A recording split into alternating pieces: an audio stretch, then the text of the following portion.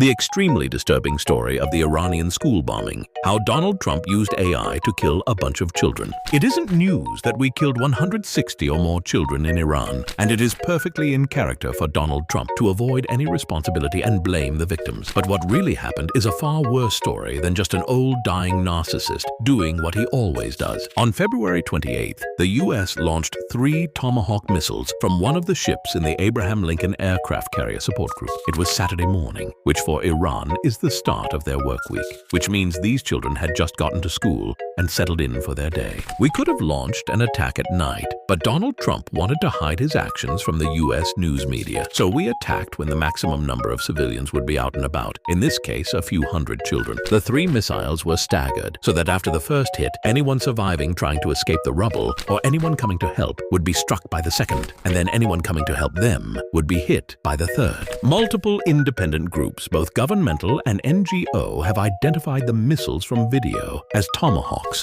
And it is important to note, despite Donald Trump's blatant lies, only the US uses these missiles, not Iran and not Israel. And Iran lacks the infrastructure to use the missiles. Despite Trump being who he is, it is unlikely this was a purposeful act. Instead, what likely happened is far, far worse and much more disturbing. The school is located on the outer border of an Iranian naval compound and was, in 2013, a part of that base. Over the last 13 years, like any city, there have been significant changes, and much of the base has been converted to civilian use, including this school and a medical clinic. In the planning for this attack, the military used Anthropic's AI Claude, which, to be clear, had severed ties with the Pentagon over this exact issue. According to a source within the Pentagon, outdated data was given to the system and it identified the school as a target. No one double-checked. Not one human being grabbed a map and said, "Oh, that's actually not a military base anymore," and hasn't been for years. And right now, as we bomb more targets, this is an ongoing issue.